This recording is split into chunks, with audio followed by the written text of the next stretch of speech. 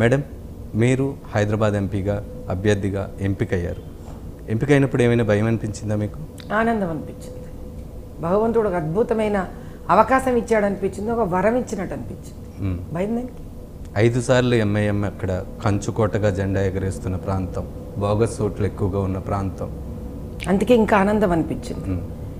ఏదో అన్ని తయారయ్యి ఉన్న వడ్డించిన విస్తరాకుని ఇవ్వకుండా నేనే వండుకొని నేనే తయారు చేసుకోవాల్సిన ఒక విస్తరాకుని స్త్రీ శక్తికి ఇచ్చినట్టు అనిపించింది. ఈసారి ఎలా ఉండబోతుంది అనుకుంటున్నారు హైదరాబాద్ ఎంపీ పోరు?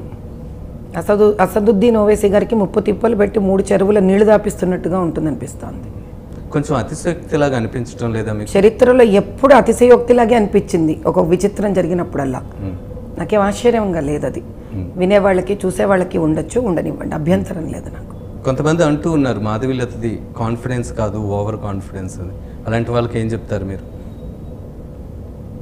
కాన్ఫిడెన్స్కి ఓవర్ కాన్ఫిడెన్స్కి తేడా తెలియని వాళ్ళు అంటాను నేను వాళ్ళని.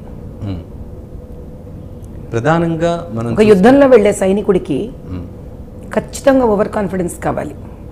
ఎందుకో చెప్తాను అది కూడా.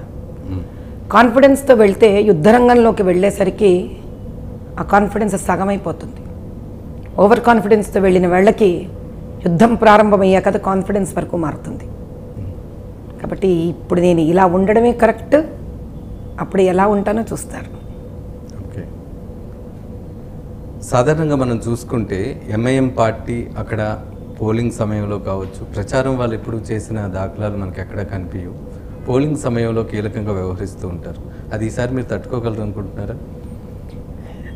తట్టుకోవడం అనే శబ్దం ఎప్పుడు వస్తుంది అని అంటే, నాకు భయం అనేది ఉంటే తట్టుకోవడం అనేది ఉంటుంది. నిర్భయ స్థితిలో నేను కాదు తట్టుకోవాల్సింది, అతనికి తట్టుకోలేని పరిస్థితిని కల్పిస్తాం మేము.